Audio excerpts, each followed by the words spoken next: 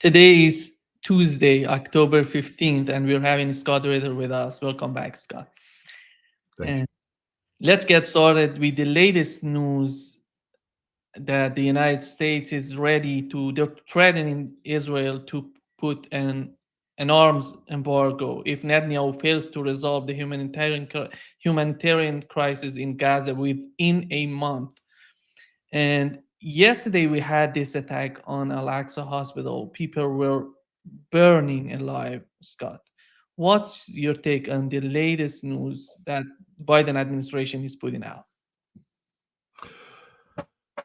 Well, I mean, it's a step in the right direction, but it's too late. I mean, it's not going to save the family that burned to death in front of everybody alive. It's not going to save the 40 to 180,000 Palestinians who have lost their lives so far in the ongoing genocide being waged by Israel against the people of Gaza. Um, it's not going to save the thousands of people who have perished in Beirut because of the collective punishment policies of Israel. All of these are war crimes. So we're going to coddle a war crime, a nation committing war crimes for 30 more days. This is meaningless, to be honest, because Israel will now manipulate the situation. All it's going to take is one Israeli attack against Iran and an Iranian retaliation. The United States won't be talking about not sending weapons to Israel. They'll be pouring weapons into Israel. So, I believe it when the United States said, we're going to withdraw the THAAD system, or we won't deploy it to begin with. We'll withdraw naval ships. We'll withdraw American troops from the region. We're going to leave you defenseless because we can't defend a nation that carries out these acts. Why 30 days? Why not 24 hours? Why not 48 hours? Why not, something that means something? This is a meaningless gesture on the eve of a national election. And that's what the 30 days is, because they can't take this kind of bold action now because there will be political consequences domestically. And so it's one of these things where the Biden administration is trying to have its cake and eat it too, where they're going to talk about doing something that should have been done a long time ago, 30 days out. No, this is just politics. I'll believe it when I see it. How do you think that the way that they're trying to attack, they're attacking Gazans right now, and the way that they're keeping this conflict with Lebanon and with Iran is to distract people from what's going on in Gaza? It's about keeping Benjamin Netanyahu politically relevant. He can only remain in power if he's seen as the national security prime minister, and you can only make national security your top priority if you are engaging conflicts that are seen as promoting the existential survival of Israel. Gaza is a losing conflict. If he focused solely on Gaza, he would not be able to stay in power. So he's expanded the conflict into Lebanon, and now he's going to expand the conflict into Iran. All in an effort to achieve what he's wanted from day one, which is to get the United States involved in military actions against Iran. So, that's what's going on here. It's not. It really comes down to just Benjamin Netanyahu. And how about this new attack of Hezbollah on Israel, this drone attack? It seems that their system, their air defense system, didn't work. And are they really now concerned about what would happen in the coming days, in next week, in next month, in this conflict with Lebanese people? Well, the Israelis have fooled themselves into a false sense of complacency because of their the trick plays that they ran, the exploding pagers, the assassination of Hassan Nasrallah, the assassination or the elimination of a significant chunk of the Hezbollah leadership. They started declaring victory too early. Hezbollah is a resistance-based organization. It has recovered, and it will, and now we see that it's able to ratchet up the pressure on Israel. Netanyahu had an impossible mission. He said that he's going to return 60,000 people to the northern settlements. How's that working out, Ben? Bibi, Bubba, You able to do that? No. Hezbollah will keep the northern Israel shut down, and now they're talking about continuing to expand their operations, and they'll keep going further south and further south and further south until Hezbollah starts hitting Tel Aviv on a regular basis. And that's the reality of Israel. They'll never be able to stop this from happening. Their only hope is to have a conflict termination. There can't be conflict termination until they're ready and willing to resolve the Gaza situation, which again, the United States, had we put 48 or 72 hour time window on the threat to stop weapon shipments, this would be pressure being placed across the board at the same time, and you could achieve results. But Netanyahu is a political snake, and he will squirm his way through and find gaps. And I think the next thing you're going to see is that Israel is going to attack Iran, and this will generate a wider regional conflict, which again will distract from the ongoing failures that are taking place in Gaza, and will also put political pressure on the United States to make it impossible for us to stop sending weapons to Israel. And two things that in the Russian media they were talking about. One of them was these drones coming to Israel were made of composites, and it seems that it's so difficult for the air defense system to recognize them, to track them. And what's your take on these type of drones that Hezbollah is using against Israel? Well, I mean, again, I don't know I hear the reports. I haven't seen the drones. I'm not in a position to see the drones, and so I can't do a forensic evaluation of them. I also don't know the parameters associated with the flight path. What was the altitude? Was it doing terrain masking? Is there more than just the composites? What is the configuration of the drone? Because I don't care if you have composites. If your drone is built in a certain manner where it has reflective surfaces, you're still going to be able to detect it. So, I think there is a combination of factors. I don't think Hezbollah has built a stealth drone. I think Hezbollah has built a low observable drone, which when it utilizes certain tactics, can exploit existing gaps in the Israeli air defense umbrella to hit targets in Israel. And the other reality is that there might be some other things at play here, where the Iron Dome, because they're running out of missiles, may have been deliberately dumbed down by Israel to prevent them from shooting missiles off, and Hezbollah is taking advantage of this. There's a whole bunch of factors that go into the success that Hezbollah is enjoying right now, than just to come out and say, Israel's defense shield doesn't work. We know at one time it did function, but we're more than a year into a war where Israel has relied heavily on the Iron Dome, and recently on Arrow and David Sling and other systems.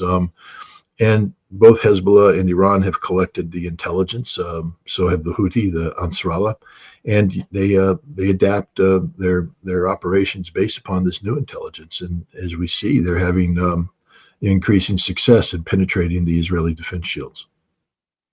It seems that right now, with this new system going to Israel, this called THAAD air defense system, it's a kinetic weapon, which means it doesn't have a warhead. It has to hit the target to just explode it. And do you think that two things, what would be the message from the United States to Israel and Iran in terms of this air defense system? It cannot be used as offensive, isn't it? No, I can't. It's a defensive system. It's a defensive system, but it's totally different from Patriot system that we know that it has a warhead. Well, you're talking about the methods of engagement. The THAAD is a kinetic system, but it's still guided by radar to the target.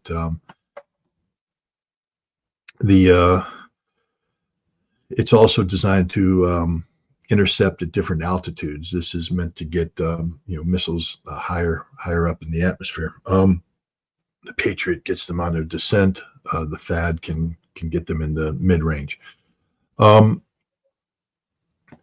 The thing about the THAAD is you call it a new system. It's not that new.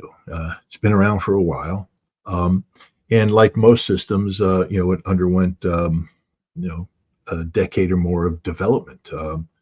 So this is old technology. It's not cutting edge technology. It's old technology, um, and when you do proof of concept testing, um, first of all, you want the test to succeed, and so oftentimes it's the THAAD was used against very predictable targets. Indeed, in some cases, THAAD and other systems, in order to get the result they want, there's a little bit of cheating that takes place. For instance, they might do something that allows the system, the incoming target, to be tracked earlier, and do something to increase the reflective nature of the target, so that you can get this bullet hitting a bullet kind of result. And again, they did this years ago. The THAAD has never been tested in combat against modern missiles, um, hypersonic missiles. It can't intercept a hypersonic missile. It can't intercept a hypersonic missile with a separating maneuverable warhead. It can't intercept a normal ballistic missile with a separating maneuvering warhead. And it definitely can't defend against a saturation attack, a salvo attack, like the Iranians have shown themselves capable of doing. Putting 32 missiles, 40 missiles in the air against the target coming in at the same time.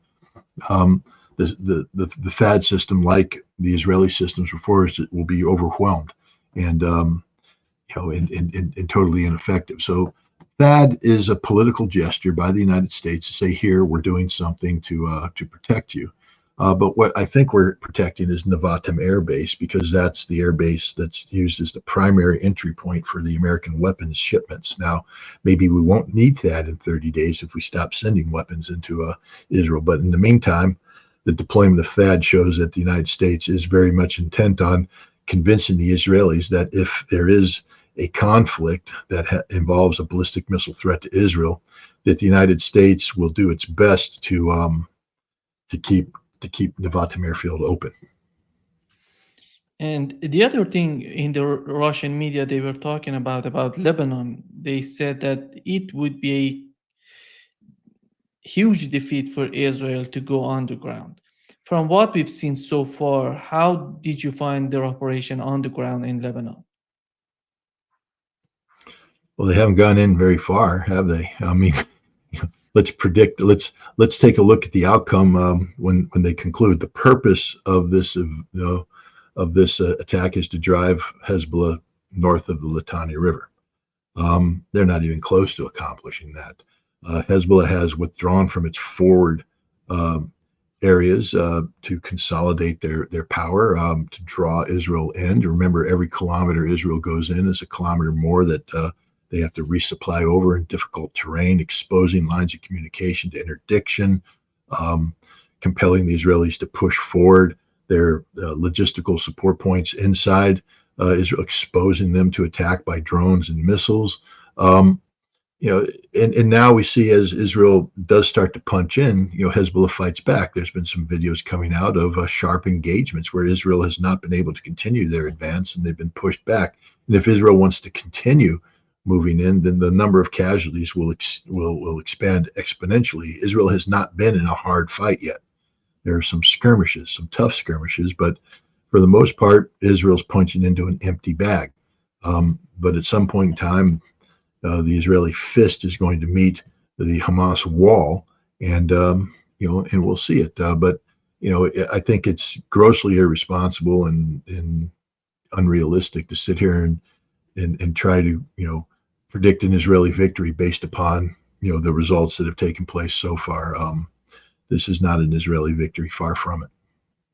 Yeah, last time, I think the other time that we talked on October 1st, that we were talking at the same time Iranians were attacking Israel, if you remember that day.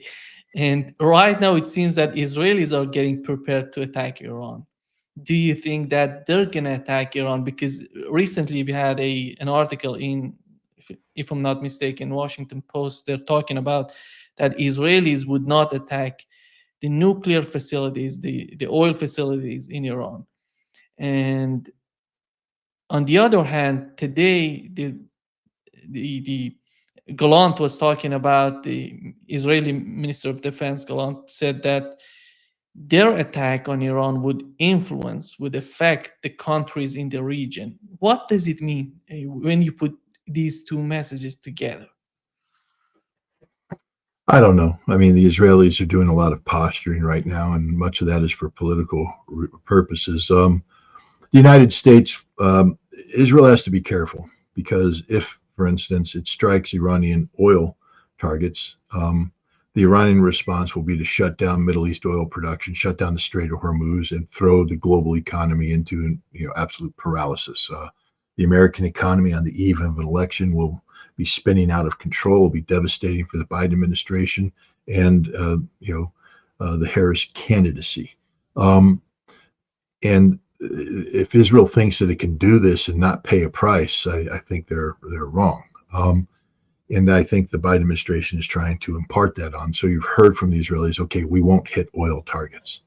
Then you've seen them say, well, we're going to hit nuclear targets. That's been their fantasy. Well, they can't hit nuclear targets. We'll just start off with the reality that the most important nuclear targets, Natanz and Firdos, are underground. And so especially Firdos would require the use of nuclear weapons to destroy it. And that would require Israel to, basically end its policy of deliberate ambiguity and acknowledge we are a nuclear power and that we have used nuclear weapons preemptively. This would trigger Iran's withdrawal from the Nuclear Non-Proliferation Treaty and the rapid development of a nuclear weapons capability that would be used in retaliation against Israel and destroy Israel. It has the potential of bringing in Russia and the United States as well. So the United States has said, we don't want you to go down this path as well. So this leaves Israel with doing a retaliation that will strike military targets, leadership targets, maybe some non-oil and gas producing infrastructure targets. But Iran has said, if you do this, we will hit you with a saturation attack, 1,000 missiles, maybe 2,000 missiles coming in and taking out Israel's infrastructure itself. And maybe Israel's willing to risk all this in the hopes of dragging the United States into a larger conflict. But to sit there and talk about the region as well. Look, Saudi Arabia, made peace with Iran, the rapprochement. And many other nations are willing to live with Iran because they believe, that Iran is a regional power with, significant military capabilities that can no longer be intimidated, and that rather than continuing to go down the path of, forceful containment, that maybe the best path is to learn how to peacefully coexist. And I think the Israeli attack is designed to demonstrate to the nations of the region that Iran is not a power, a superpower, that is very vulnerable to attack, and that the nation should reevaluate their stance vis-a-vis Iran. I think the Israelis would also seek to simultaneously engender some sort of domestic unrest similar to what happened in 2023 and the aftermath of the death of that Iranian girl that died in police custody because of the hijab violation. But this is all rhetoric. I mean, we have to see what Israel can do. Hitting Iran is a very difficult proposition. Iran is a long way away. There will be the need for refueling. There will be the need to be able to overcome Iran's air defense system. Israel's never attempted something like this before.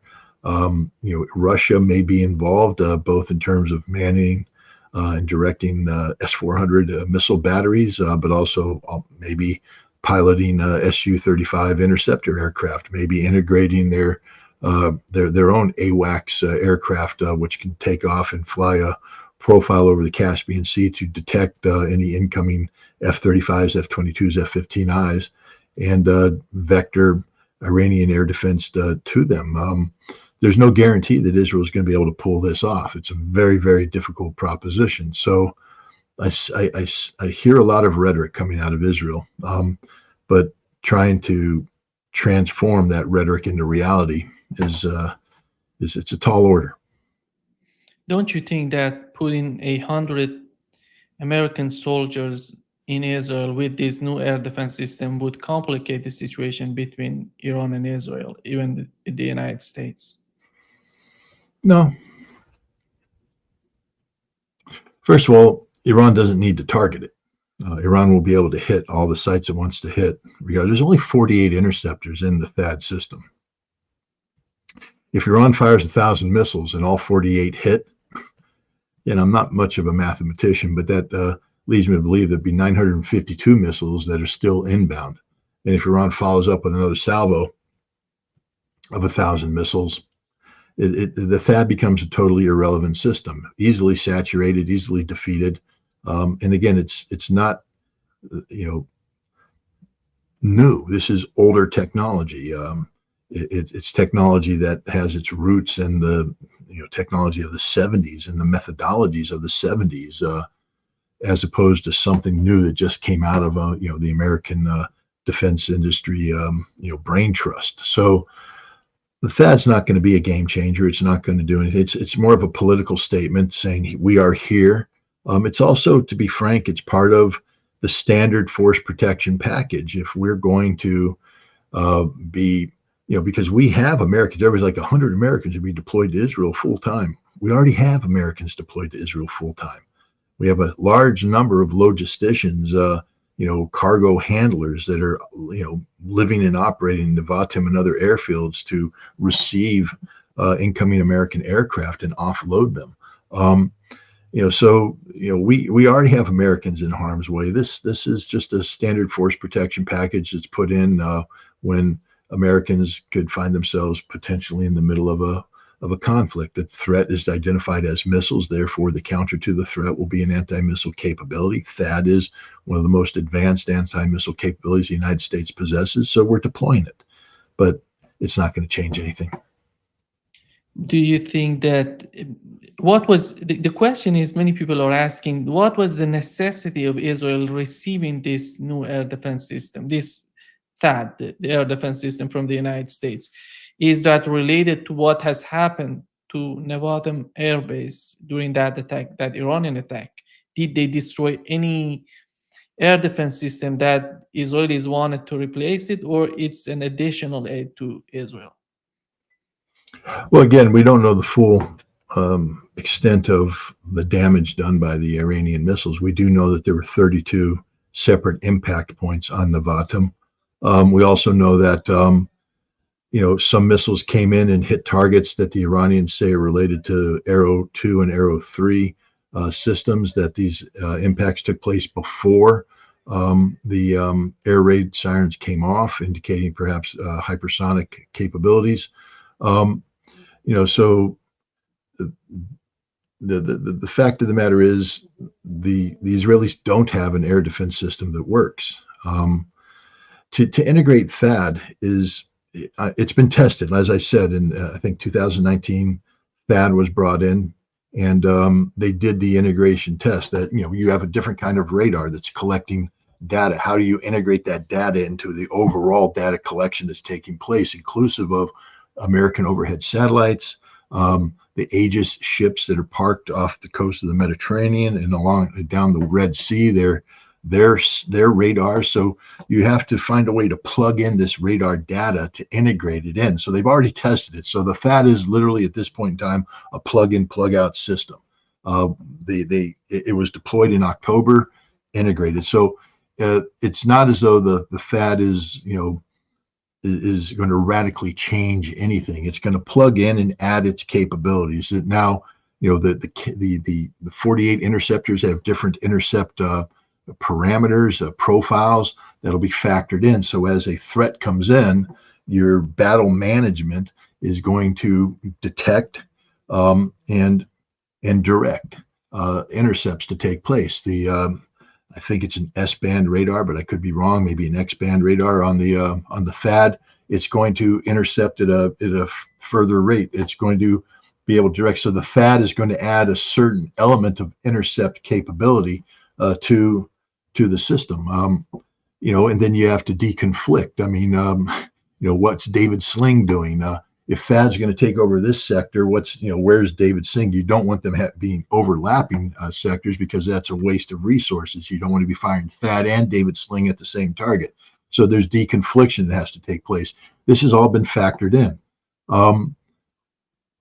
And again, the Iranians aren't worried about this. I really don't think. First of all, the Iranians are smart.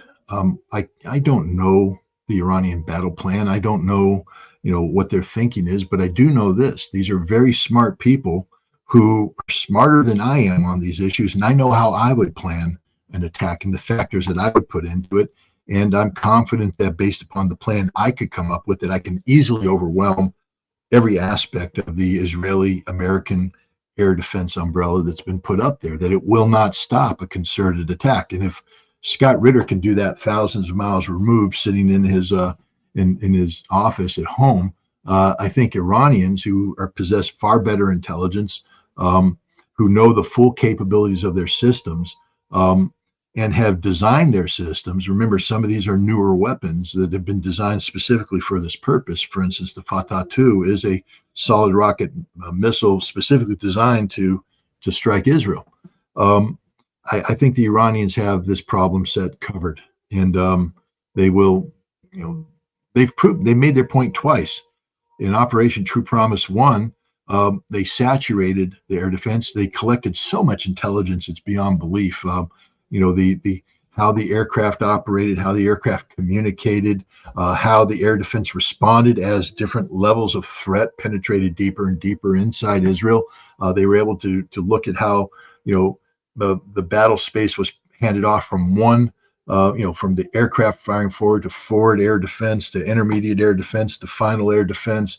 The Iranians collected everything, and they're very good at this collection.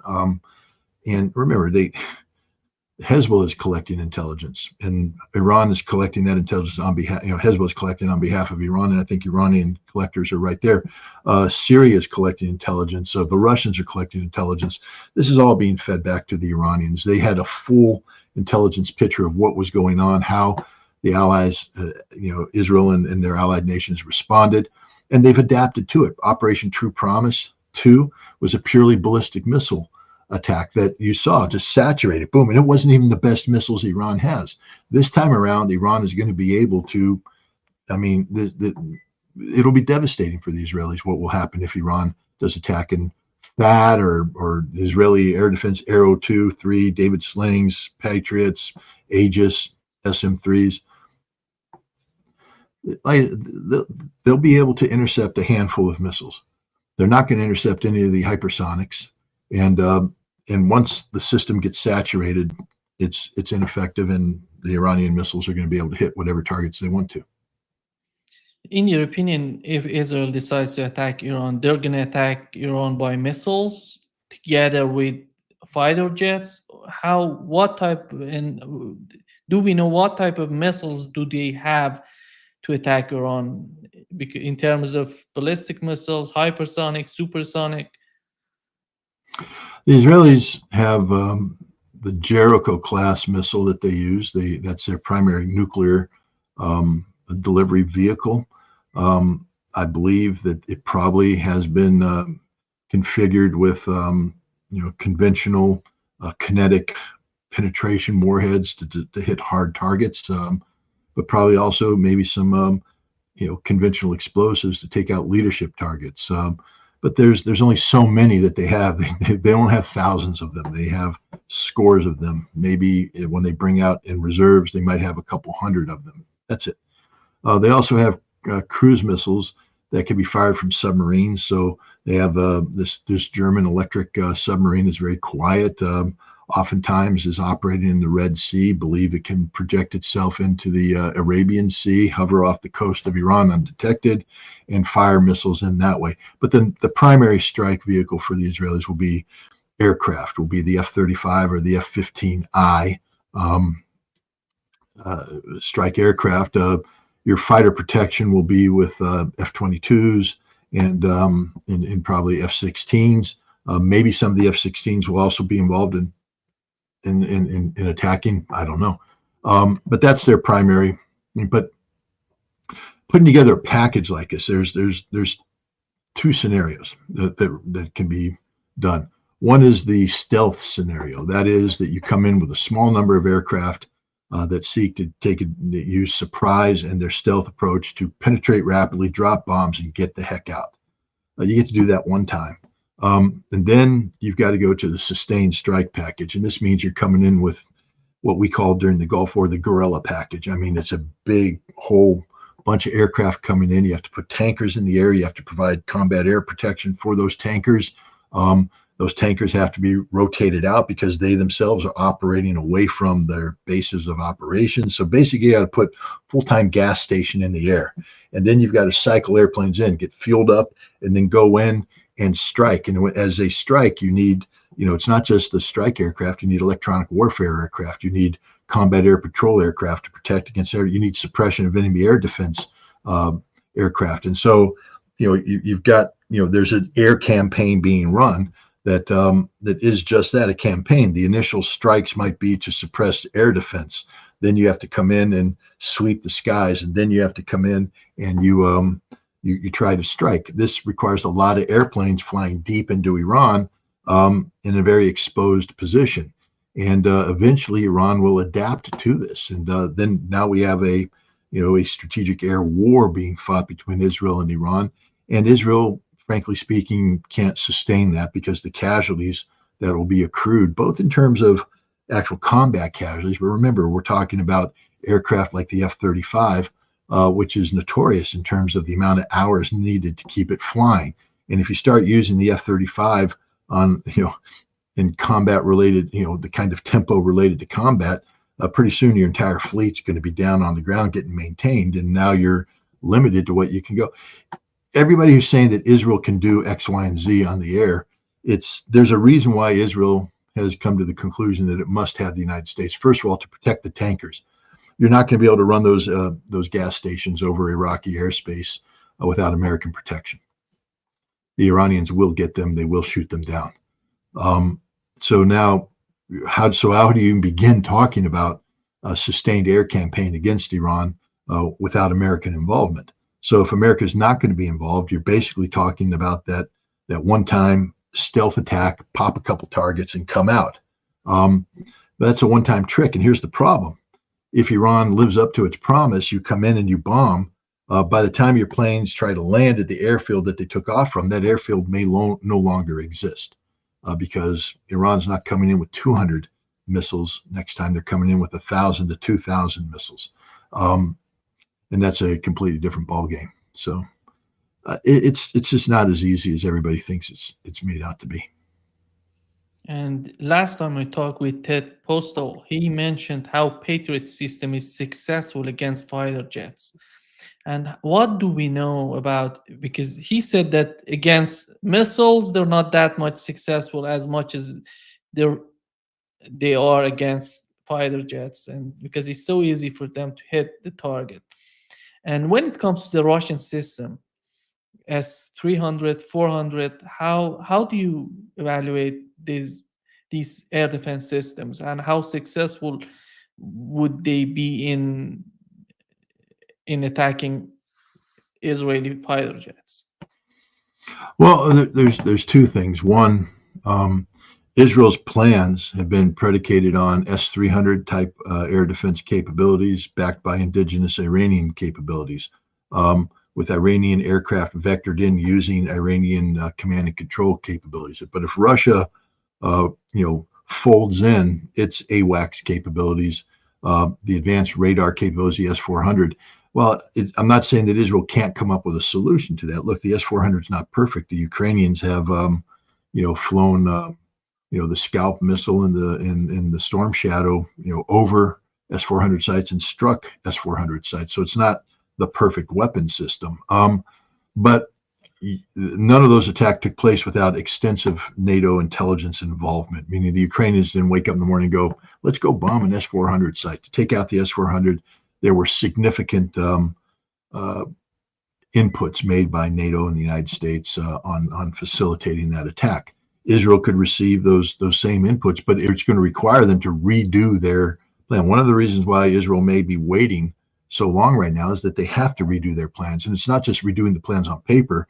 Their aircraft have to fly the profiles to make sure that the pilots are ready for what's going on. They have to rehearse this. And some of their rehearsals may include actual combat operations. For instance, some of the profiles that Iran is flying into Lebanon, into Syria, may incorporate some of the new tactics that Israel may use against Iran without saying so.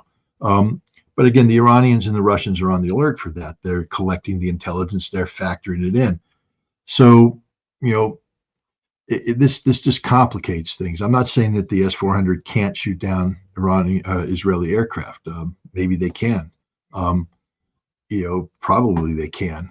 But if Israel doesn't change its attack parameters to incorporate this new capability, then that's definitely they will shoot down Israeli aircraft, including the F-35. So Israel has to reevaluate the total strike package, and now it complicates things because these tactics may require aircraft to fly, terrain masking profiles for a longer distance. That burns up fuel, which means now you either have to push tankers forward, to fuel off, or you have to change aircraft. So you can't use planes that burn fuel. You have to swap them out for planes that can conserve fuel, and you may lose some capacity there.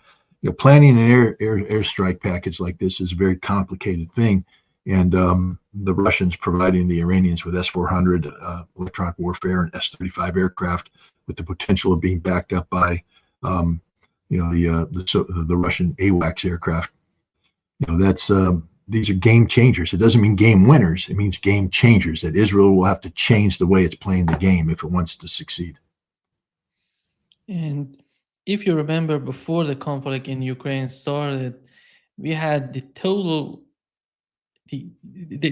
communication between Russia and the United States just stopped, and nobody was talking with the United States in those days after failing to talk with Zelensky. And right now in the Middle East, yesterday the foreign minister of Iran was talking about that they're not having any sort of communication with the United States because they don't see any sort of benefit coming out of these talks. And do you think that, how do you find the situation right now? Do you think it's still under the control? They can control it, or it's getting out of the hand? It's totally out of control. There's no diplomatic engagement. The United States, look, Biden just recently announced that he wanted to, resume, negotiations over arms control, the Strategic Nuclear Forces arms control. Nobody's going to talk to him. He can't be trusted, first of all. The United States can't be trusted. We've lied from day one. We lie about everything. And we still have a policy that says we want to strategically defeat Russia. Why would Russia agree to negotiate away the one thing that guarantees it will never be strategically defeated, which is the strategic nuclear forces, at a time when the United States still, actively embraces this policy? And even if the United States said, well, we changed the policy, we can't be trusted, we lie.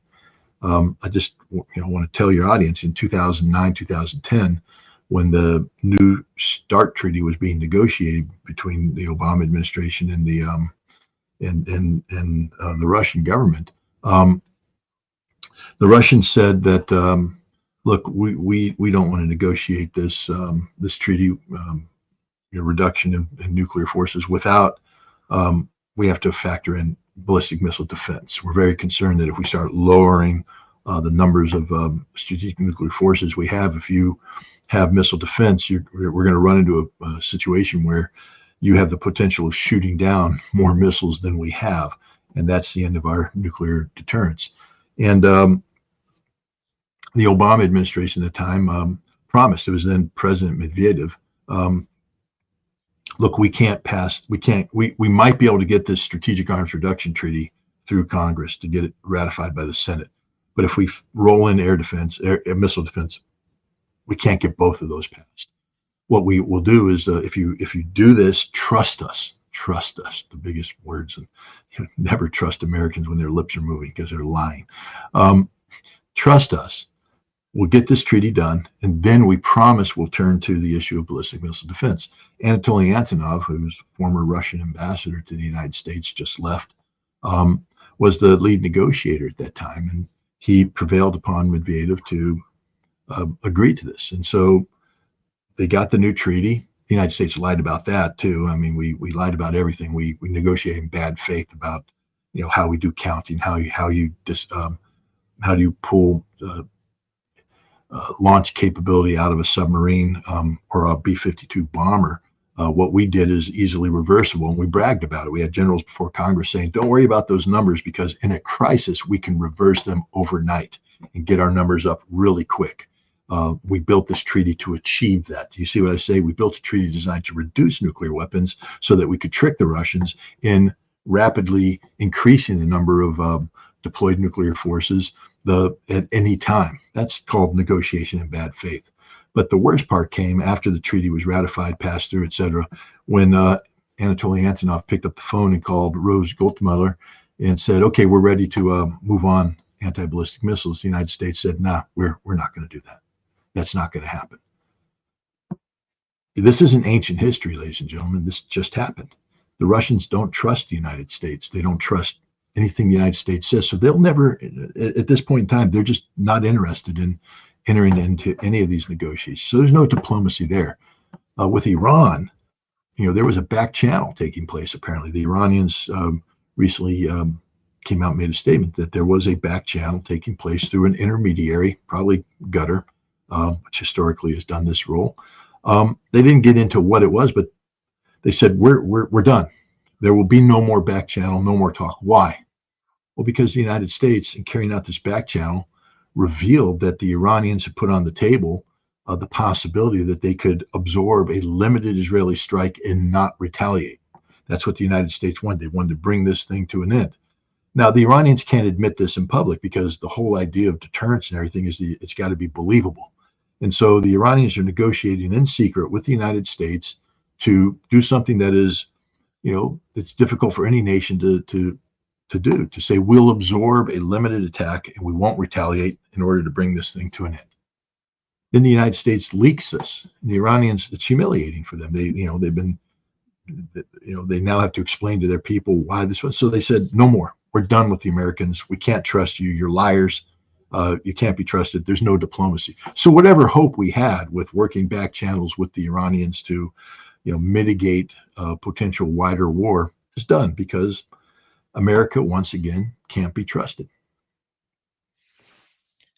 Right now, Russian fighters are attacking some targets in Idlib and Aleppo and in those regions, which recently we've learned that the United States is providing them with weapons. And they're talking about that Turkey is behind these people as well. But right now that Russia is attacking them in terms, it's a preemptive attack, if I'm not mistaken. Is that the case, Scott? Russia's been attacking them for some time now. You're talking about in Idlib. You're talking about the Islamists. Russia's been attacking them for some time now. The intensity of the attacks is increasing. And this may be in preparation for maybe a joint offensive operation between Russia, Syria, and Turkey to eliminate this problem, because this is, it's a huge problem for for regional security. This Wahhabist Al-Qaeda literal enclave that Turkey built, but Turkey can't control right now. It's and as long as it's there, it'll be impossible for the millions of refugees from Syria who are in Turkey to come home. Erdogan has a huge political problem. He needs to get these refugees out of Turkey, and he can't do that until Syria is stabilized, politically stabilized, and that can't happen until Idlib is cleansed.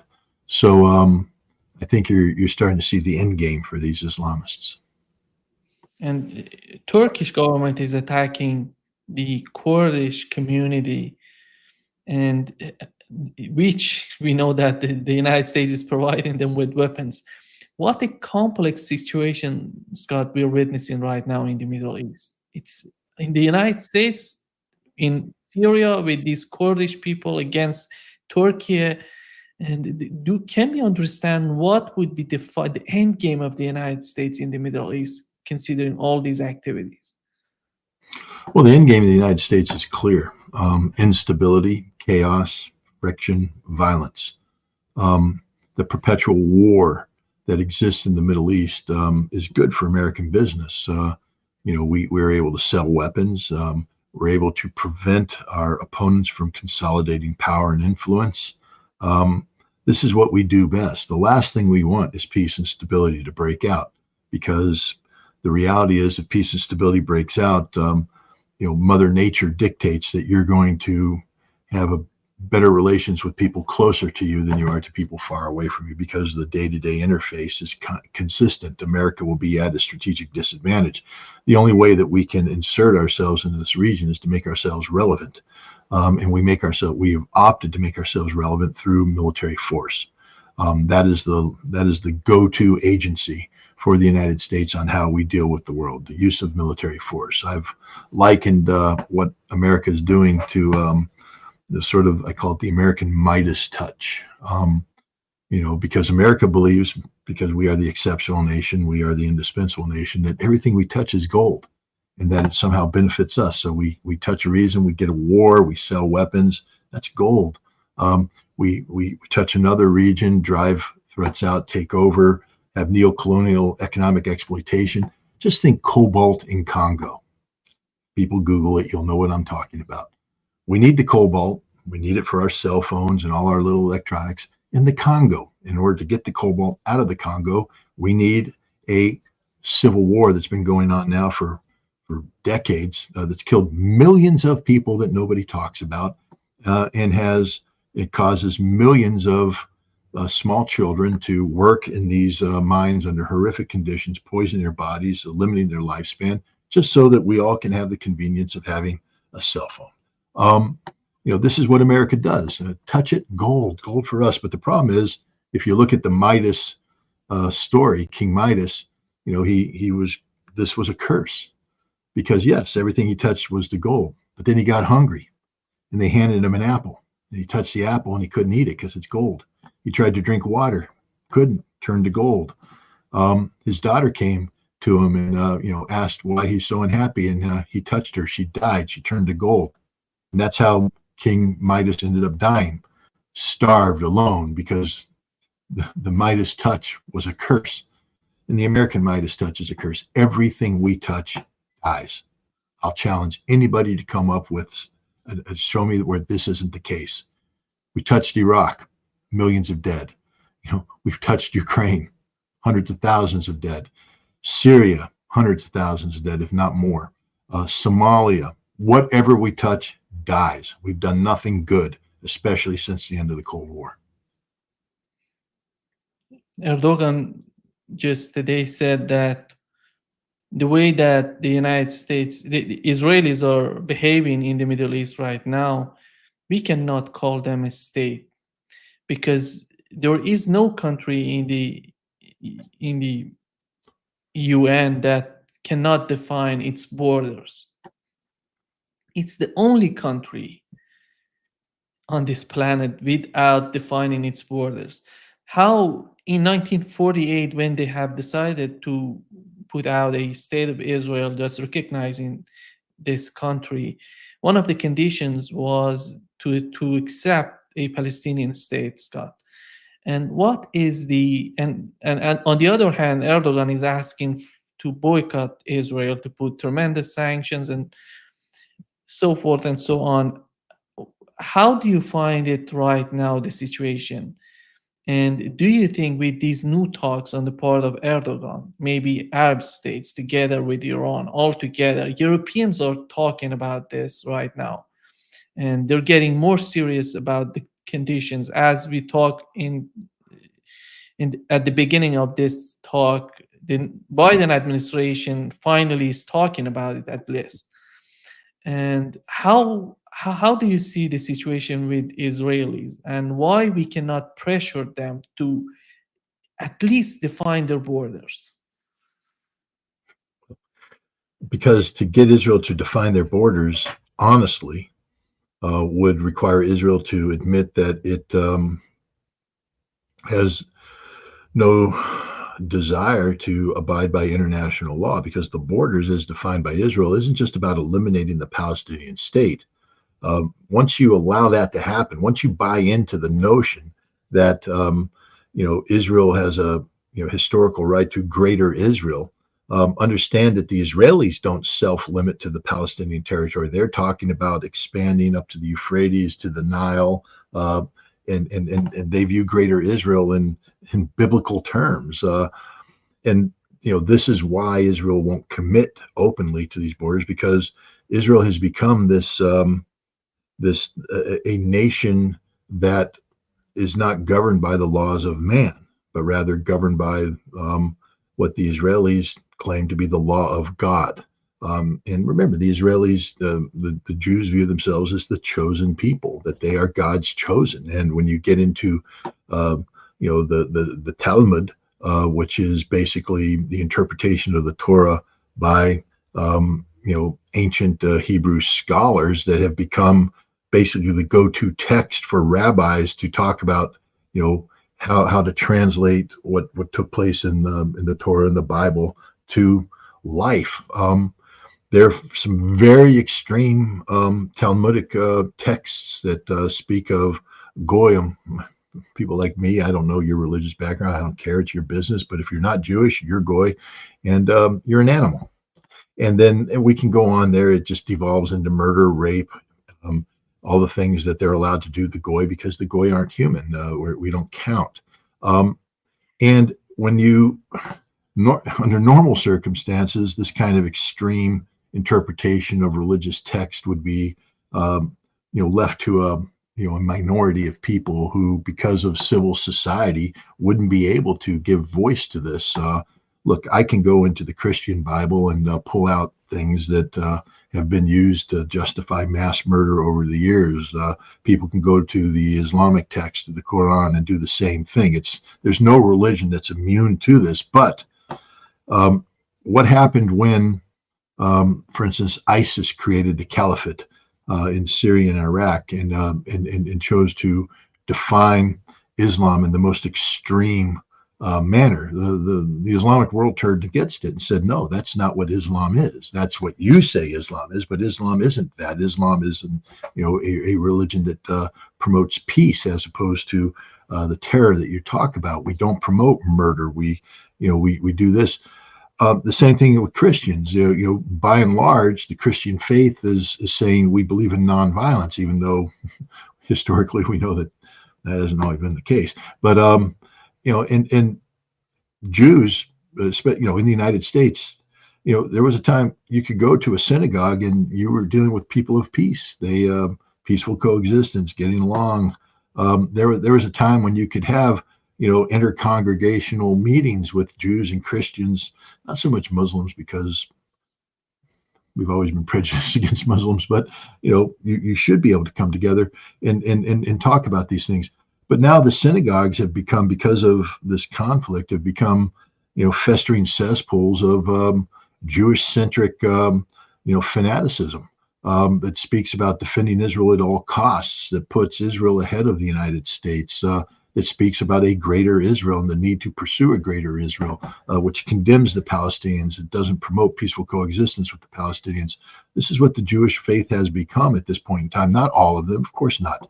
Not even the majority of them, but a very vocal, increasing minority that has seized control of Israel itself. We have to understand that Israel is firmly in control, under the control of people who promote greater Israel, who view Palestinians as animals, who have said this and said it publicly. Israel today, as it exists, is incompatible with civilized life. It's incompatible with the rule of law. It's incompatible with the United Nations. The United Nations, which gave it life, Israel is turning on it like a cancer, seeking to bring it down. Israel's turning on everybody. This is what happens when a cancer gets into the final stages. It kills everything in order to keep itself alive. It will kill the host body to keep itself alive. That's what Israel is doing right now. It's a cancer, a tumor that must be excised if the region and the world is going to survive. Israel, as it's currently configured, cannot be allowed to exist. It has lost the right to exist. You don't get to do what Israel's doing. Total disregard for the law. Anytime a people say that we are more important than everybody else, that everybody else has to yield to our desire. Look, America's been saying that for some time now, and the world's turning on America. Israel ain't America.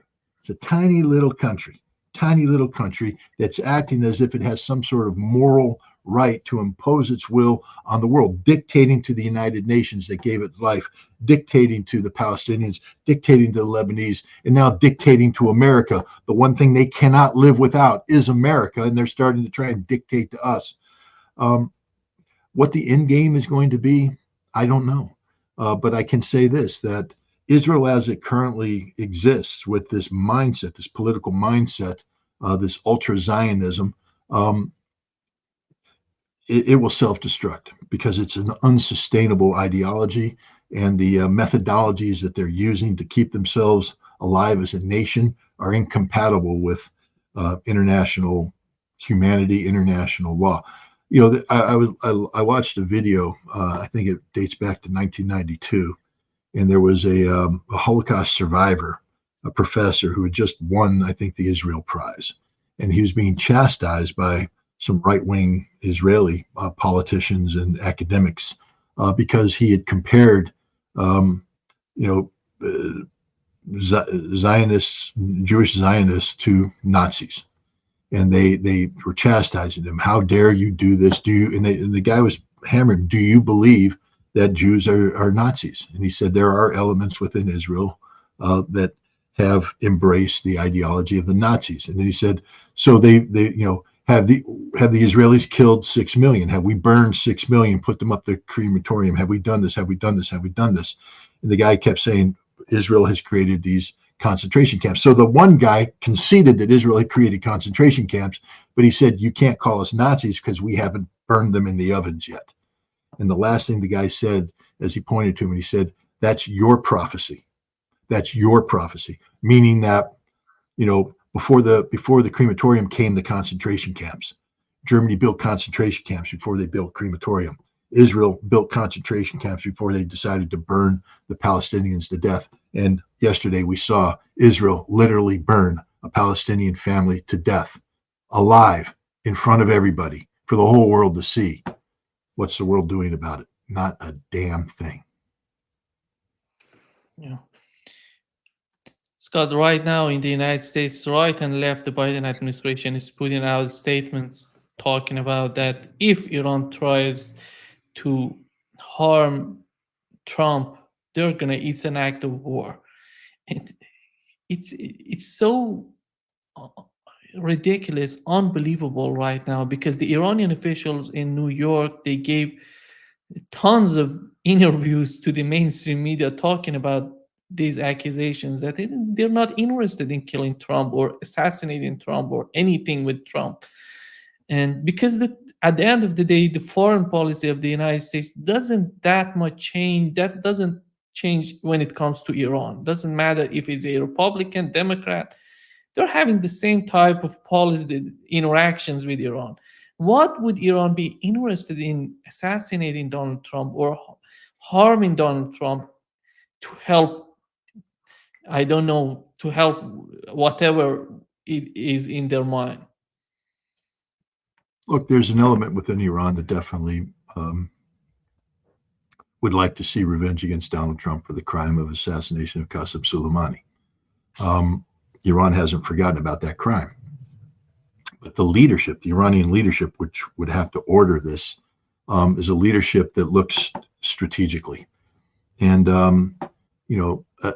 doing something like that would trigger a response, potential of full-scale war. That why Iran doesn't need it. There's no strategic advantage to doing this. Iran is not the kind of nation that is going to commit national suicide just to say, oh, we got an act of revenge here. The Iranians have said that, one day the United States will pay a price, and that day may come, but not right now. There's too much at stake here. Iran doesn't want the United States to join in with Israel to attack it. So why would it give the United States any any reason to do this. Iran wants to be thoroughly integrated into BRICS and the Shanghai Cooperation Organization because that's the path towards their future economic revival. Why would they want to undo that through a silly act of revenge? They're not trying to. I'll just make it clear as day. Iran is not trying to kill the president of the United States, and we know it too. It turns out that one of the intelligence threads that was used by Avril Haines when she briefed Donald Trump about the Iranian threat was an FBI setup where the FBI created the Iranian threat and was trying to lure somebody in, believing that he would be facilitating it. But that's like me saying that Al Qaeda is trying to. The FBI has done this before. Al Qaeda is trying to shoot down American airliners. So we go to Poughkeepsie, New York, and we go out in front of a mosque and we say, "Hey, who wants to get back at America, the evil Americans?" And somebody comes in, we say, "Hey, what do you think? You want to shoot down an airplane?" "I don't know. I mean, could we do that?" "Yeah, I can. I got a missile launcher here." "I don't know. Should we?" "Yeah, I could order the missile launcher for you." "Oh, all right. Well, why don't you order it? You're under arrest for trying to organize an Al Qaeda attempt to shoot down airplanes."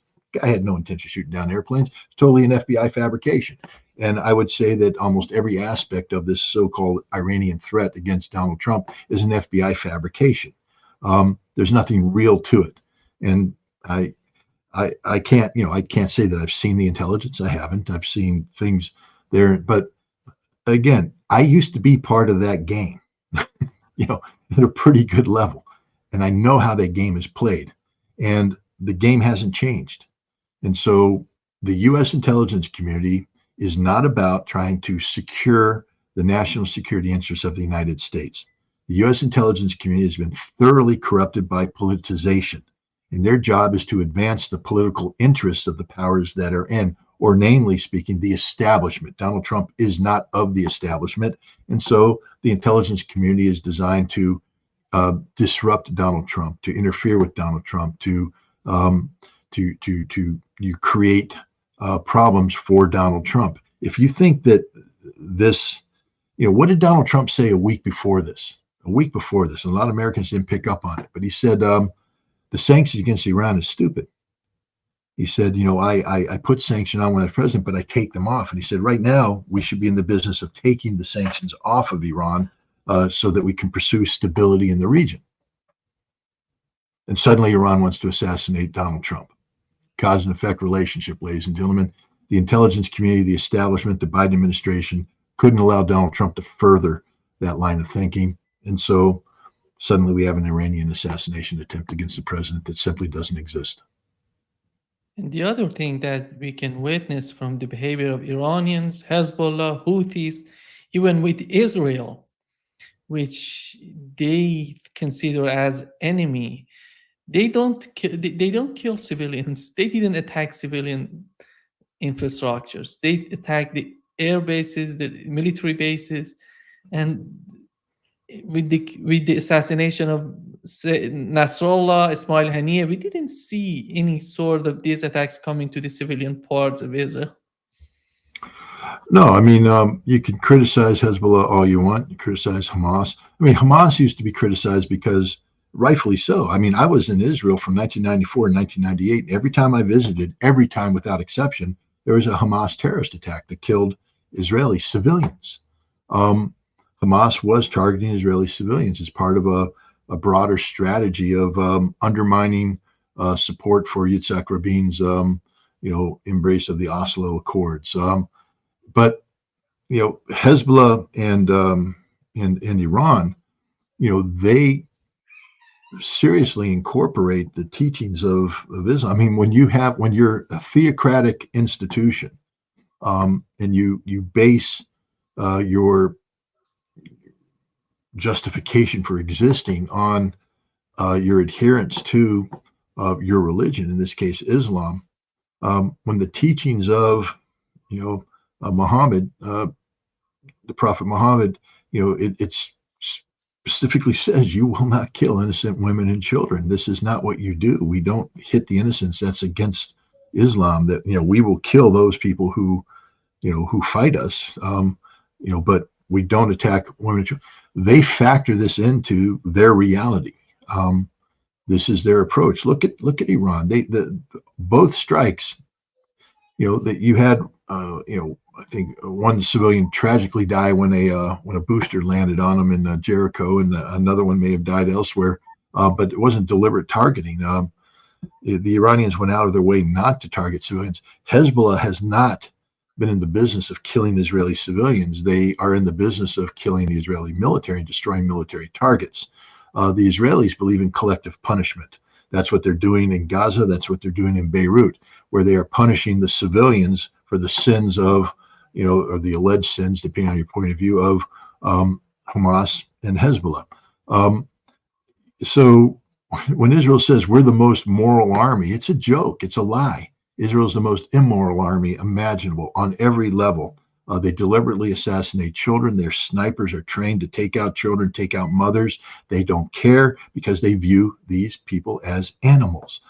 They believe in the collective punishment because they say that if we kill enough civilians, the civilians will turn on the source of the violence, which isn't us, but Hezbollah and Hamas. That has never worked. It hasn't worked in Gaza. It's not going to work in Lebanon. It didn't work in Lebanon in 2006. It won't work in Lebanon today. But the end result, though, is still tens of thousands, in this case, perhaps hundreds of thousands. And if it continues, millions of civilians dying at the hands of this unlawful, rogue, terrorist, genocidal state called Israel. And the other thing would be the situation with UNIFIL in Lebanon. And Netanyahu is asking them to get out of Lebanon. And on the other hand, they're insisting to be in Lebanon. And Netanyahu said that they didn't attack UNIFIL. And why he's trying to do this, and why does he need UNIFIL to leave Lebanon? I mean, UNIFIL, occupies a very strategic, space in Lebanon, southern Lebanon, south of the Litani River. Israel would like freedom of operation. UNIFIL prevents that freedom of operation. UNIFIL also provides inconvenient eyes that can see the crimes of Israel. And it's interesting to hear Israel talk about well, Hamas or Hezbollah operates in southern Lebanon, and UNIFIL doesn't do anything to stop them. Here, Israel has invaded Lebanon, without any legal authority. It's a gross violation of international law. And Hezbollah is defending itself. UNIFIL isn't going to be in the business of preventing Hezbollah from defending Lebanese soil. And defense can take the form of retaliation against Israel by striking in Israel. So it's a total misread of the reality by Israel about But Israel has been attacking UNIFIL for years. If you go back into the 1990s, you remember there was the infamous case where Naftali Bennett was the head of, I think, a Magalan commando unit operating in the rear, hunting down Hezbollah mortar operators when they came under fire. And in order to get withdrawn, they had to put down artillery fire on the people that had compromised his position. He panicked. And basically, he ordered strikes to take place against refugees who had fled into a UNIFIL camp or were in a UNIFIL bunker. And the artillery hit that and killed dozens of them, including some UNIFIL soldiers. Israel denied it, lied about it, and later on said, oh, it was an accident. It wasn't anything accidental about it. If you read the final report, it says it was deliberate targeting by Israel. Israel doesn't make too many accidents. I had back again in the 90s when we were talking about bringing in drones to incorporate into the UN weapons inspection capability so that we could fly drones over Iraq and monitor looking for movement of weapons of mass destruction, potential things of that nature. I went to Israel and was given a tour of one of their major drone bases that operated inside, operated drones over Lebanon. And so I was able to go in and watch the launch, watch the operation, watch what they're having, and talk to them about, drone operations at large. There's no accidents. Everything Israel done is done over, positive control, overwatch. There's panic. The Israelis aren't as good as everybody leads them to believe, including their so-called elite special forces. They tend to scream like stuck pigs when they get shot. They get shot often because they're fighting forces that aren't defenseless civilians in the West Bank or in Gaza. These are hardened Hezbollah fighters who are resisting. But the drones see everything, and everything is directed. There's decisions that are made. The Israelis, what they're very good at is lying. They are consummate liars. They lie about everything. They don't tell the truth about anything, and that's the reality of it. Do you think if Israel continues with this attitude in the Middle East, are we going to see some sort of joint operation, maybe Iran and Turkey together against Israel? And that would be a game changer in terms of what the United States is trying to do in the Middle East, because Turkey is part of NATO. That would be interesting. I don't know if Turkey and Iran are capable of having that level of cooperation. The only reason why I bring that up is that Turkey is a major supporter of Azerbaijan, and Iran right now, is supporting Armenia in tensions that exist in the Southern Caucasus. And Iran has threatened that if Azerbaijan were to take certain actions against Armenia, I think it's the Lechon corridor or something of that nature, that they would intervene, and then Turkey would come in, and now you'd have a regional conflict between Iran and Turkey. Can they bury that hatchet and move on? I don't know. I think Iran, I think what can happen is that there can be a Iranian component, and then independent of Iran, Turkey could intervene. But Turkey's not there yet. There's a lot of rhetoric taking place on the part of Turkey, but they're not ready to commit. And I don't think the region's ready to commit. For Turkey to physically intervene, they'd have to come through Syria. That requires, solving the Idlib problem. That requires solving the Kurdistan, the Kurdish problem. Which they're doing right now. Well, they're trying, but it's not as easy as people think. And then there's the United States and NATO problem. I mean, what happens if Turkey decides that it would go against Israel? How does the United States and NATO deal with that? The United States is a NATO ally. Does the United States militarily intervene and attack Turkey? And if the United States attack Turkey, does Article 5 kick in? What does Russia do if the United States attacks Turkey and Turkey suddenly says, screw it, we're not NATO, we're activating a relationship with the Russians and the Iranians, and now we have a whole different thing. It's all fantasy. This is stuff that plays out in academia, but I think Turkey's so far removed from the potential of launching a military strike against Israel, it's not even worth talking about at this point in time. Yeah.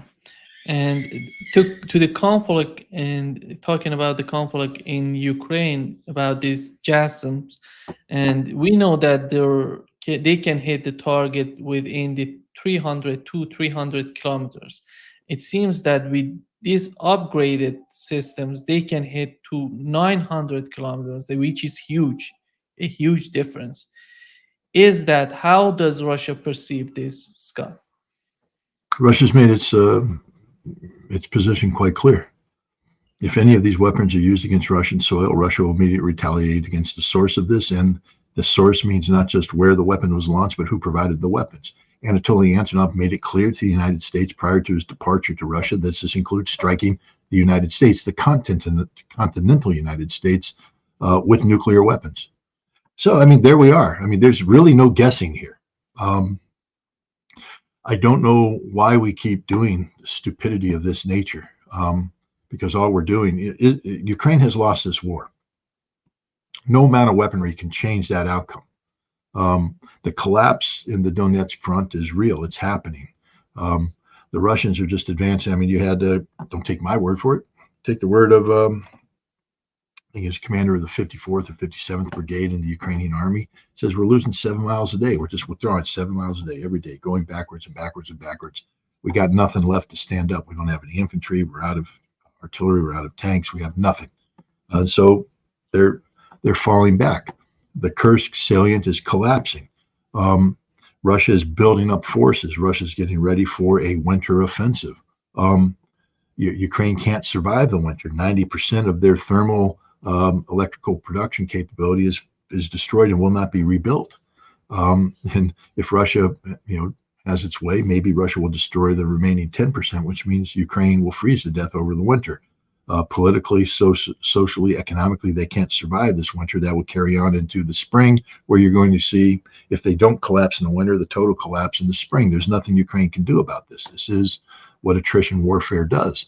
So we're going to give them a handful of Javelin missiles, put them on F-16s that can barely take off without being blown up, and hope to change the course of the war. All we're going to do is guarantee that Russia will strike back, and Russia's strike will be decisive. Is NATO ready for that? Does NATO have the capability? We'll find out. They're doing a exercise of their nuclear potential right now. And who knows, NATO may need to use that pretty soon, because Russia is going to take NATO out if NATO allows Ukraine to use these weapons to strike deep inside Russia. Whenever we talk about Ukraine, Scott, in the comment section, we see people are talking about, Scott was talking about that Ukraine is defeated. It's been 2 years that Scott is talking about this.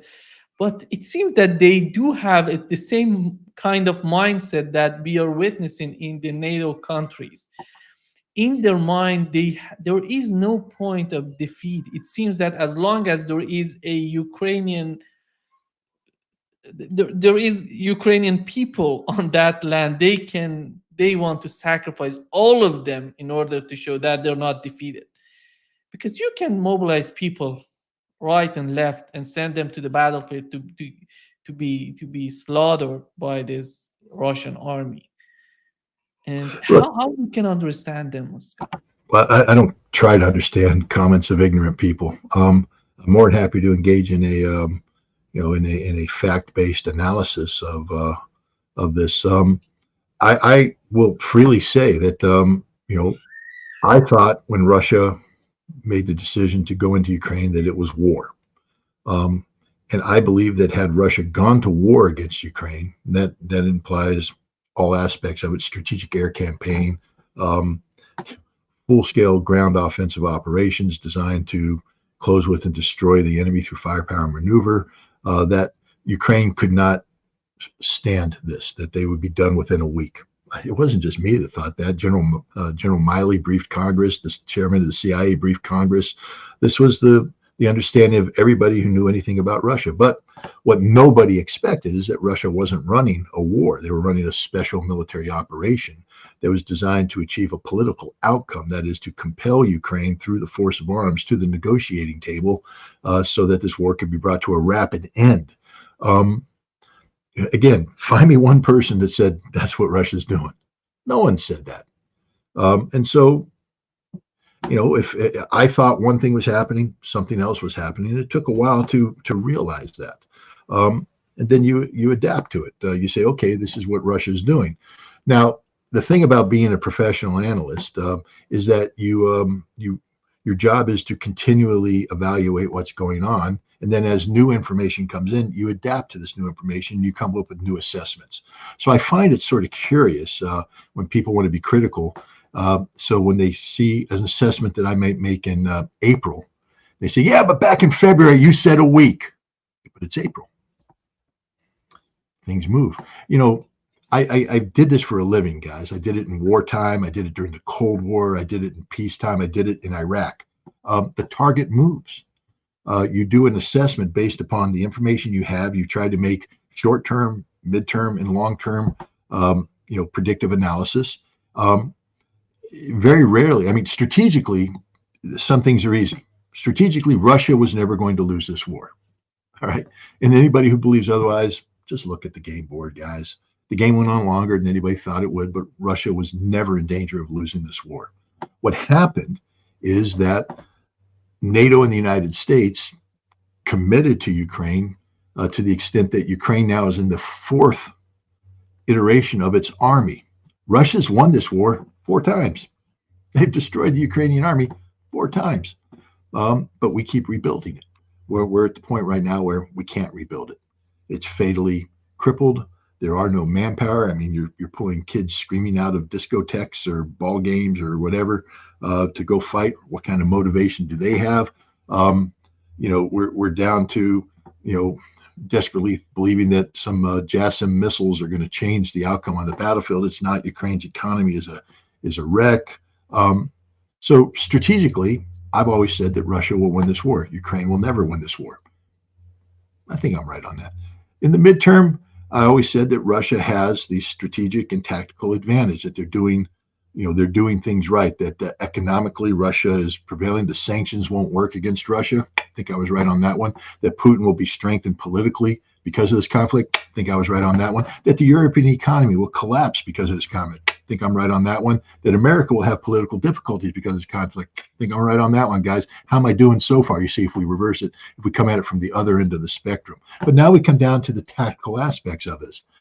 I admit, I said it would be a week. It wasn't. Why? Well, Russia didn't go to war. It was a special military operation. But what Russia did do is within 6 days of initiating this conflict, the one that you're all sitting there going, Ukraine's winning, Ukraine's winning. Then why did Ukraine run to the negotiating table in Gomel? Why?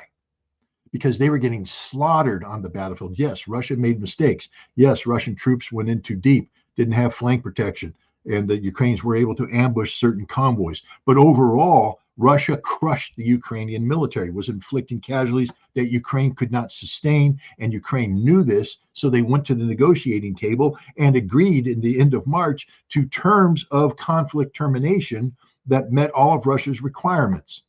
A victorious party doesn't concede this like they did unless they're losing on the battlefield, which they were. That's the reality of it. Then what happened? NATO and the United States made a strategic decision that they wouldn't let Ukraine collapse. And so they said, we're going to rebuild your military.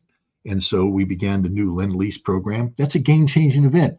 Who, when the war started, again, all you geniuses out there, all you analysts out there, who said, yeah, on my bingo card, the United States is going to give Ukraine $48 billion in May. Did you really predict that? None of you did. None of you did. It took everybody by surprise. And they went, whoa, this is a game-changing event. I myself said this is a game-changing event because if they inject $48 billion into this conflict, it gives Ukraine sustainability that it didn't have. Plus, NATO provides strategic depth. Another thing I brought up now, if you want to take Ukrainians out of Ukraine and train them in Germany and France and England and elsewhere, equip them and then bring them back in, Ukraine has the ability to build a military capacity that can't be touched by Russia under the current rules. Now, what Russia did while they were rebuilding is begin the offensive. They recaptured Lugansk. They made good strides into Donetsk. They moved into Kharkov.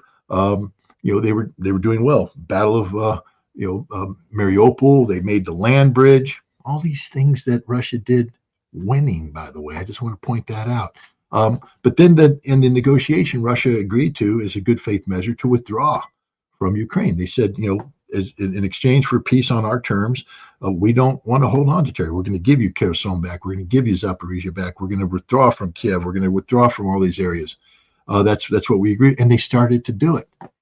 Then that new NATO army, the second iteration, launched an attack, took advantage of the fact that Russia had withdrawn, that Russians weren't focused on defending against these kinds of attacks. And they had great success in Kharkov. They took the right bank of Kherson. They pushed the Russians back. And then Russia had to change the way. Again, how many people can say that you thought that in September of 2022 that Russia would do two things? One, a referendum to absorb 4 new territories into Russia. That's totally different than what Russia had talked about when they started the conflict. It's not in keeping with the Russian negotiating position that led up to the Istanbul communique of 1 April. Wasn't part of this. Russia changed things. So it's a game-changing event. You see that term, guys? You have a game-changing event. You know what happens when you have a game-changing event? You have to sort of take back and take a new assessment of what's going on. So for all the people that sit there and say, well, Ritter in the fall of 2022 is saying X, and that difference is different than what he was saying in May, because the game changed, you morons. Again, I don't understand. You're trying to score cheap political points by making statements of the obvious. The game changed, and so professional analysts changed with it. Now we had to deal with Russia mobilizing 300,000 troops. We had to deal with Russia reinvigorating their defense industry. We had to incorporate what happens when Ukraine suffers all those losses, that 48 billion we poured in, and they all die, which they did. You know, you don't get Kharkov and Kherson for free. You ran into a Russian defense that smothered you. So we rebuilt the army a third time. Do you guys remember this? The third time. And this one was so predictable. Why? Well, the Ukrainians made it easy. You remember the interviews allusion he gave to The Economist in December of 2022? He said, we need 12 brigades. Oh, wow, thank you there, pal. And we're going to attack, to sever the land bridge, and we're going to attack through Tokmak to Melitopol. So he just gave you the number of forces and the direction of advance. Meanwhile, we have a battle for Bakhmut taking place, which nobody predicted. Not even the Russians. They didn't want it. The Ukrainians didn't want it. It was Prigozhin that that imposed this on everybody. This meat grinder operation that changed dynamic. It disrupted the Russians. It disrupted the Ukrainians in this major meat grinder. Nobody predicted that Prigozhin would go rogue. How many of you guys predicted that? I certainly didn't. I didn't predict that he'd go rogue. Is that an analytical failure? Perhaps. But that's the reality that happened there. The Ukrainians, launched their vaunted summer counteroffensive that they had predicted. Meanwhile, Russia had prepared for it, and I predicted this. I straight out said, go back in June. I said, this is exactly what's going to happen. The Ukrainians didn't make any headway. They ran into the Russian defenses, and the Russians chewed them up, spit them out, and wiped out the third army. So now we have to build a fourth army for the Ukrainians. And that's the one that's dying right now. This fourth army had certain forces, Abrams tanks, Chieftain tanks, modern Leopard tanks, all come in. They created a 20 to 30,000 strategic reserve that was held back there to keep Kiev safe. Meanwhile, on the front line, though, they didn't have too many forces. And I said, Russia is now going to get into a war of attrition and wear them down, grind them down. And Russia has been doing that. And now we had the Ukrainians commit their strategic reserves into Kursk. Nobody predicted that. You guys predicted? I didn't. I didn't see that coming. I admit it. No one saw it coming because it makes no sense. You don't sit there and go, oh, they got strategic reserve. You have a declining situation in Donetsk. Logically speaking, they're going to use a strategic reserve as a fire brigade to plug the gaps, to hold the Russians back, to buy time, to inflict more casualties on the Russians, etc. Nope. Screw the people in Donetsk. Send the strategic reserve into Kursk, where they're all going to die. Over 23,000 of them had died so far, along with hundreds of tanks and everything. Basically, they're done. In order to preserve whatever they have left, they've had to put even more reinforcements there, taking troops away from the Donetsk front, causing the collapse. So, yeah, for all you guys out there that want to pick on things, all I would ask you to do is, if you're going to criticize me based upon the predictions I made during the specific windows. But if you're going to sit there and say that, in phase 2, Ritter said this, but in phase 3, this is what happened, that's pretty dishonest and disingenuous of you. But again, it just proves that you're not really professional analysts. You're here as trolls, and you're trying to, to generate a response, which you did. Congratulations. But there's the thing. Russia has won this war. Russia's not going to lose this war, and there's nothing NATO, the United States, Ukraine, or the trolls can do to change that outcome.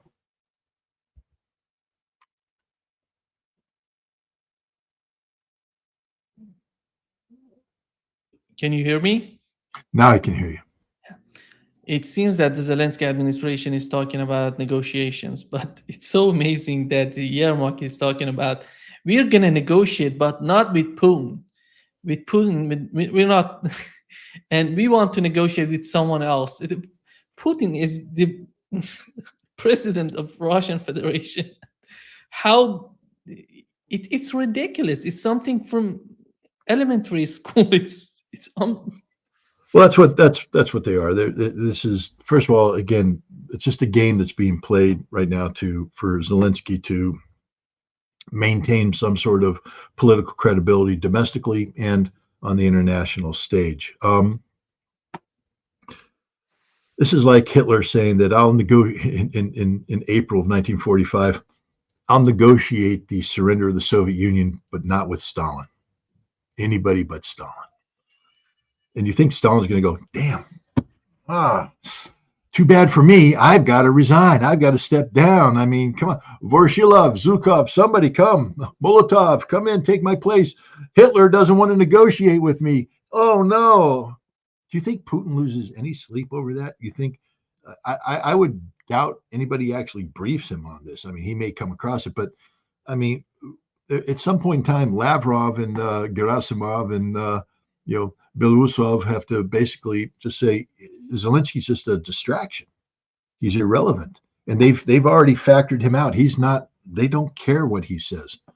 Putin gave him a chance back in June. He put on a deal on the table, which is a continuation of the April 2022 Istanbul communique. He said, look, all those terms are still in, adjusted for the new reality that we own 4 territories that you're never going to get back. But all the other terms are in play. This is the best deal you're ever going to have. Take it now and the war can end. And Zelensky opted out of it, doubled down on stupid, began the Kursk operation. Again, for the people here who don't know Russia and don't understand Russian history, you do understand that Kursk is sacred ground. You are familiar with the Battle of Kursk, the turning point in the Second World War, and it is sacred ground, holy land, holy soil for the Russians.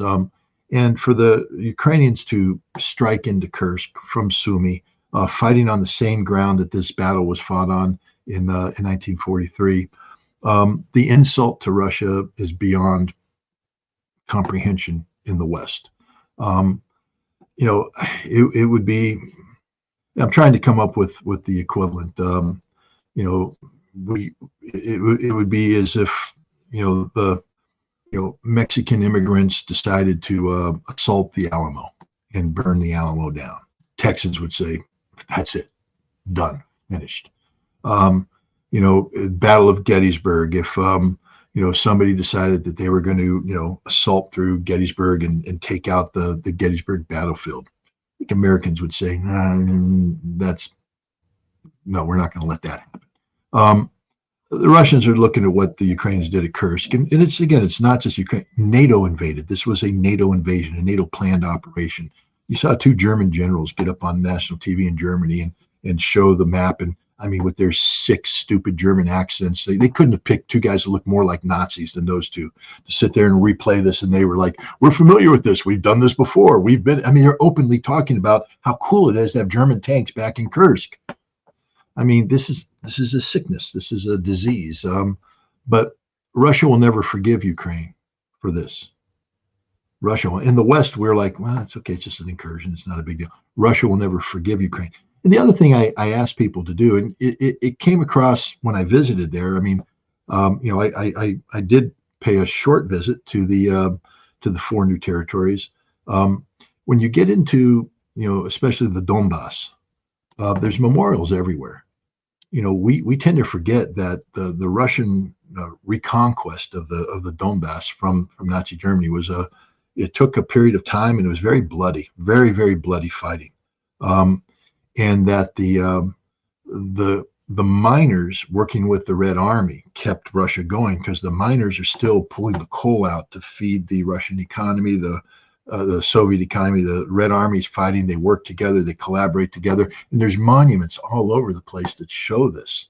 Even in you go to Donetsk, one of the big monuments there is about the Second World War. You go to Azovstal, there's a big monument about the workers in the Red Army together before all of this. That is part of the history here, and for Ukraine to basically come in and tear down these memorials, deface these memorials, disgrace these memorials, it's unforgivable. And again, in the West, we tend not even to reflect on this. We're like, well, we don't even know about this. The Russian people are so insulted by what Ukraine has done, what the Ukrainians have done to their collective history, because the Russians, again, are like, this is your history, guys. Back then, you were on the good side, except for the Banderists.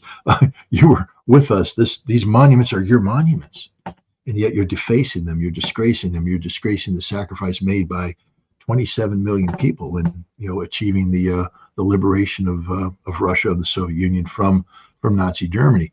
We don't have a clue what's going through the minds of the Russians. If we did, we'd be scared to death, because they are so united in their insistence that this war doesn't end until the Ukraine that existed on February 23rd 2022 no longer exists. Now, physically, Ukraine will look like something.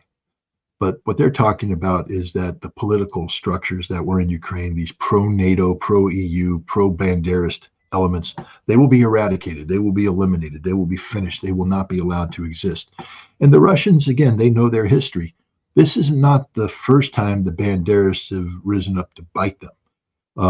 They understand the history of the Banderists. They understand what happened during Nazi occupation. They understand the collaboration, the murder. They understand what happened between 1945 and 1954, the ongoing fighting. They understand that what happened when they were released by Khrushchev and the reintegration, the diaspora, the money pouring in, the CIA pouring in.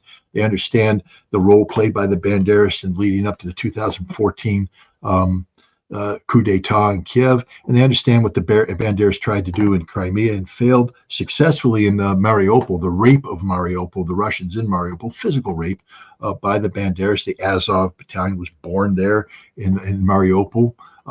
They understand what these people have done to the Donbass, and they will never be given a second chance. When Ukraine embraces Stepan Bandera as the father of Ukraine, that means that Ukraine must die. And that's where the Russians are. So all the supporters out there, when you're talking about, when you hear, Zelensky's going, we're going to negotiate, we're talking about negotiating, we're talking about this, you don't get to negotiate. You're done. Russia, Putin gave you a chance. Now you failed, and your Nazi regime, your Nazi supporting regime is going to be eliminated, eradicated. Whatever emerges, I believe, will have nothing to do with the present regime. It'll be a new Ukrainian government, which will have to revise the constitution to outlaw the Banderism. We'll see. Now, what's going to happen to Western Ukraine and all this? Lvov, I see somebody type that in there. That's a fair question. Is Russia going to return Western Ukraine, reverse Stalin's decision of incorporating what was, Polish territory, or at one time Polish territory? I guess at some point in time, there's always some Polish territory, Lithuanian territory, Russian territory. They've been going back and forth in that area. That's why Timothy Snyder rightly calls it the bloodlands. The rest of his analysis is crap, but it's true. It's blood-soaked soil. What happens to that? I don't know. It's a Russian decision. It's a Russian decision. But I think whatever happens before it gets turned over to whatever, and I don't, I could see Russia giving it to Poland, because I don't see the Poles allowing Banderism to revive after Volyn massacre, etc. But before that happens, I think the Russians are going to make sure that every Banderist is either in prison, dead, or in exile. That there will be no physical manifestation of Banderism in post-conflict Ukraine. It must come to an end. It must be eradicated. And then, the decision can be made as to what happens to the physical territory of Western Ukraine. Do you give it to Poland? Does Belarus incorporate it? Do you split it up? Does it remain part of Ukraine? These are political questions that, I don't have the answer to right now. Maybe some of the trolls can come back at me in a couple months and say, well, Scott Ritter said this, that, the other thing. I don't care. The German intelligence chief, Bruno Kohl, warned that Russia may be capable of attacking NATO by the end of the decade. And when you see someone as high as this guy is head of intelligence in Germany talking this way, Scott, do they really believe that Russia would do that? Because no, this is politicized intelligence designed to justify NATO's continued existence. That's it. Look, a military professional would understand this. Russia today has between 700 and 900,000 forces operating in the special military operation area. They might be able to surge this up to over 1 million. That million will be hard pressed to continue this advance that's going on right now, and expanding it to, and some of the things that people talk about, the total reconquest of Kharkov, maybe the conquest of Sumy or parts of Sumy, and the conquest of Odessa to create a land bridge to Transnistria. That million may not be enough to do that. So they might need even more troops to do that. And that's going to be stressful to to Russia to come up with more troops. That's expensive, etc. How do you take this reality and then say Russia is going to attack NATO? I mean, Russia can defend against NATO. That's a different question altogether, because NATO now, the idea of attacking Russia, we hear talk NATO's going to have 300,000 troops, maybe come up to 500,000 troops. NATO would have to have about 2 million troops to be able to successfully attack Russia. So they don't have that, and they don't have the ability to generate that. Russia would need similar number of forces to attack NATO. They don't have it. Plus, there's no political will. Russia has no desire. There's no advantage for Russia to attack NATO. Russia's defeating NATO as it speaks. If Russia allows things to go its own way, NATO may very well dissolve within a decade. That's just a statement of fact. There are deep fissures inside NATO. We just talked earlier about Turkey, and Turkey is making a hardcore press to join BRICS. If Turkey joins BRICS, how much longer is Turkey in NATO for? And if Turkey leaves NATO, what happens to other nations that are also finding themselves on the outside of European Union, unity? What happens to Hungary? What happens to Slovakia? These are nations that could easily leave the European Union, head to BRICS, and in doing so, jump ship and see the dissolution of NATO. What happens to other nations when they realize that this is insane, that NATO's gone insane? Germany, for instance. So what happens when Schultz is finally relieved and a new German government comes in that finds NATO policies incompatible with German existential survival? And the Germans make a decision to if not jump ship, at least assume a more neutral posture. This is the reality. So this is insanity. First of all, these are German generals fighting for a budget. In the last budget, the German budget, there was a problem. Pistorius, the defense minister, asked for certain increases. If you remember, Germany had, after Russia invaded, talked about investing 100 billion euro into the revitalization of the German military. They did that, and the German military didn't get revitalized because it was so sick, it was so decrepit, it was so broken that it simply couldn't. They ran out of money. So now they're talking about sustaining this growth factor, and so they asked for more money so they can continue doing some of the work that the 100 billion was supposed to do, create this new brigade in Lithuania and do some other things. And what the parliament came back with was a very modest increase that didn't even meet inflation. So basically, this actual spending power of the German military shrunk, which means that instead of expanding, the German military is going to have to shrink as well. And this is the reality going forward. The German economy is in recession, heading towards depression. They have no excess money. They can't meet these defense expenditures. And so this is what's behind statements by this German general. It's about generating fear to justify increased defense budgets at a time when society is saying that's not our priority. There are other priorities like restoring the health of the German industrial sector, to make sure that Germany doesn't bleed off jobs, to keep Volkswagen from closing, things of this nature. Before wrapping up, Scott, this talk, how do you find the situation with Taiwan right now? It seems that China is encircling Taiwan, and what's the fear of China, and what's in their mind right now? China is looking at a new Taiwanese president who's been very aggressive in his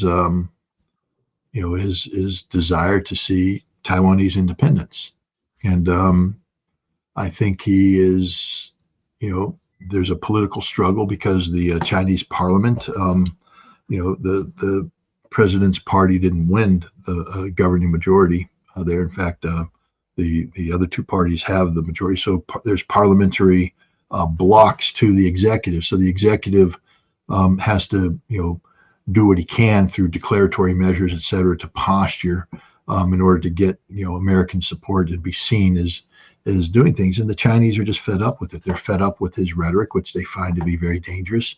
And they're just sending a signal. And they went out and did an exercise that basically said, we can strangle you to death anytime we want to.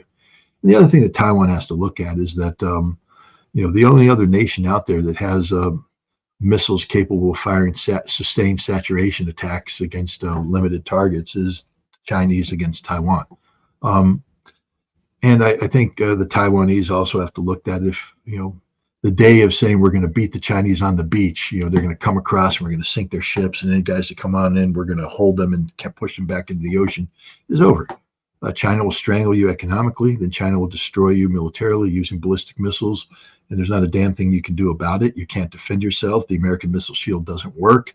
Then once you're crushed to a certain level where your level of your political will to resist and society's political will to resist is collapsed, then China will come in with overwhelming force that you can't stop, and they will occupy the island.